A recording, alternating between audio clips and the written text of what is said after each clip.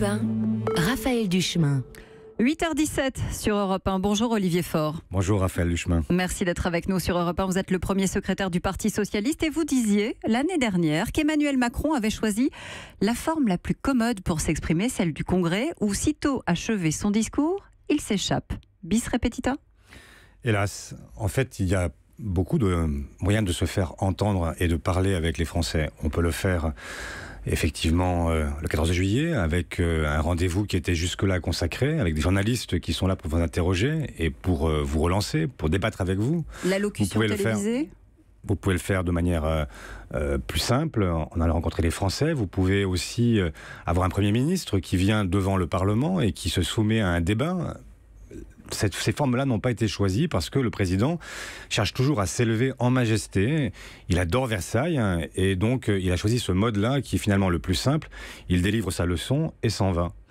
C'est malheureusement un mode autocratique, monarchique qui était un peu daté. Et vous diriez monarchique, vous aussi, comme la France insoumise. Dérive monarchique. Je ne dirais pas qu'il y a une dérive monarchique, je dis simplement que c'est un procédé qui est monarchique. Vous êtes celui qui parle, seul, et puis ensuite, vous tournez les talons quand les autres commencent à s'exprimer. Ce n'est pas la meilleure façon de dialoguer. Qu'est-ce qui dérange tant les parlementaires dans ce rendez-vous ? Après tout, c'est aussi, une des prérogatives du président que de convoquer le Congrès. C'est pour ça que je la respecte et que je me rendrai à Versailles. Mais simplement, je pense que ce n'est pas le mode qui est celui qui permet le dialogue, parce qu'il y a beaucoup de choses à dire de cette année. Le président nous dit, je veux finalement marquer à la fois le bilan et puis fixer des perspectives. S'il souhaite le débat, ayons-le. Changeons la Constitution puisqu'il veut la changer en permettant justement au président de débattre avec les parlementaires. Ou alors trouvons une autre forme, celle que je suggère, qui est de dire que chaque année, le Premier ministre vient devant l'Assemblée et il présente son programme d'action pour l'année à venir et il se soumet à un vote de confiance. Pourquoi ? Parce que ça permet effectivement d'avoir un vrai débat, d'abord avec sa propre majorité. Vous avez vu que même les marxistes sont aujourd'hui dans une situation où ils ne comprennent plus ce que fait leur président.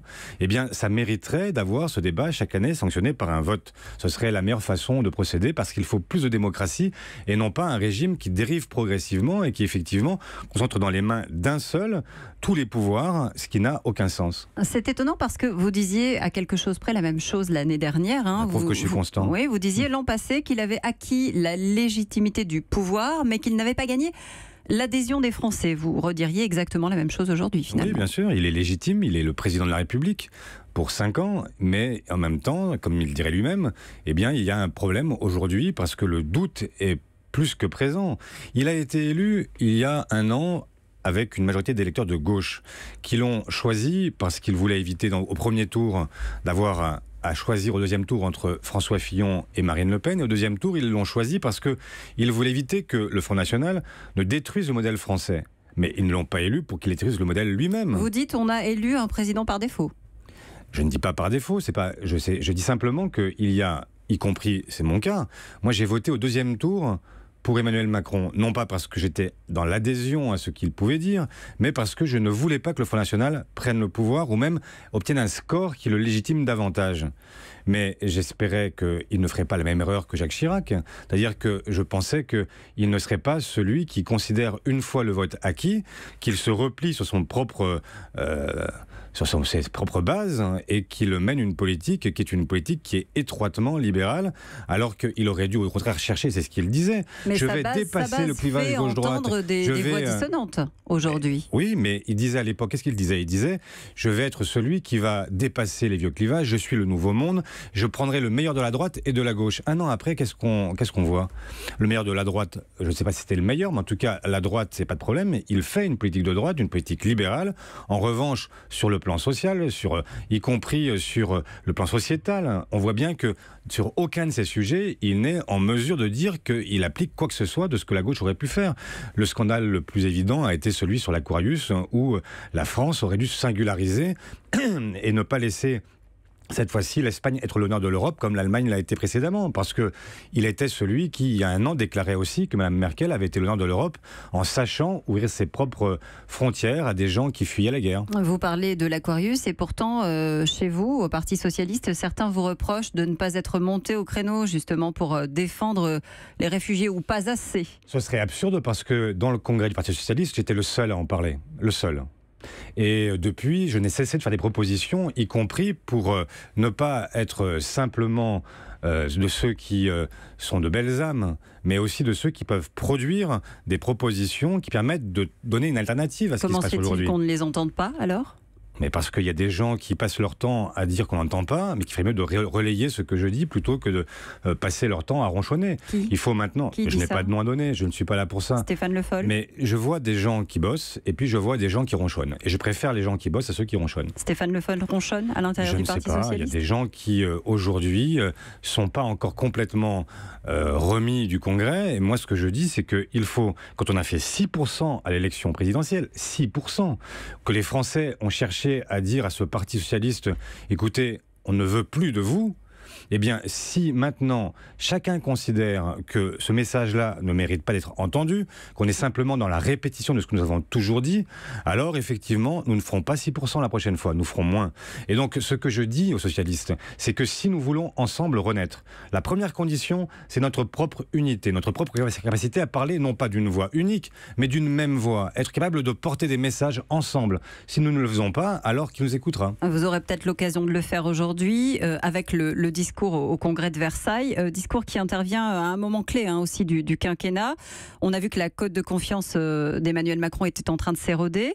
Il y a eu aussi une certaine incompréhension de la parole présidentielle ou des actes aussi, comme par exemple sur le plan pauvreté, repoussé à plus tard. Vous attendez, vous, aujourd'hui, des précisions précisément sur cette question de la politique sociale ?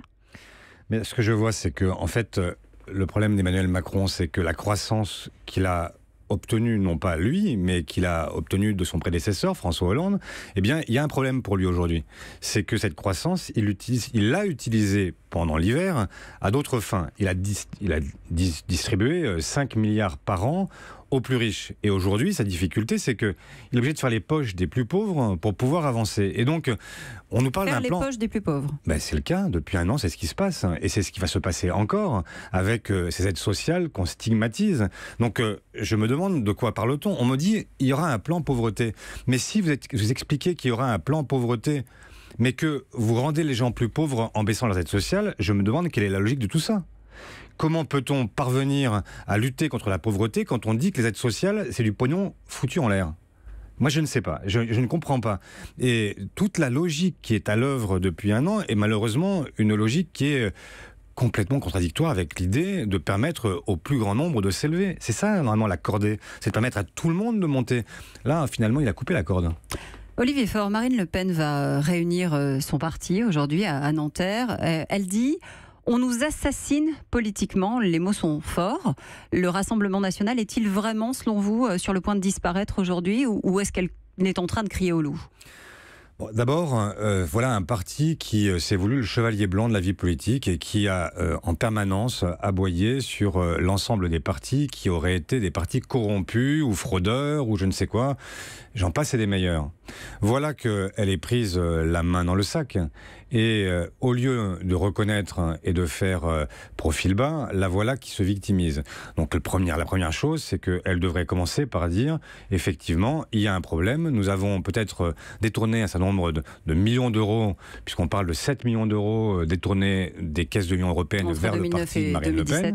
Eh bien, elle commence par ça. Commence par s'excuser, et puis après, peut-être que ça mérite de discuter, parce qu'effectivement... Mais c'est une action politique, celle qui se passe aujourd'hui ? Prendre l'argent ? C'est un séquestre c'est la justice. Moi, je ne couronne pas les décisions de justice. Simplement, ce que je dis, c'est que la logique, dans un pays démocratique, c'est malgré tout de faire en sorte que le séquestre ne menace pas l'existence même d'un parti politique. Mais, encore une fois, il faudrait commencer par le début, et ce n'est pas à Marine Le Pen de se victimiser.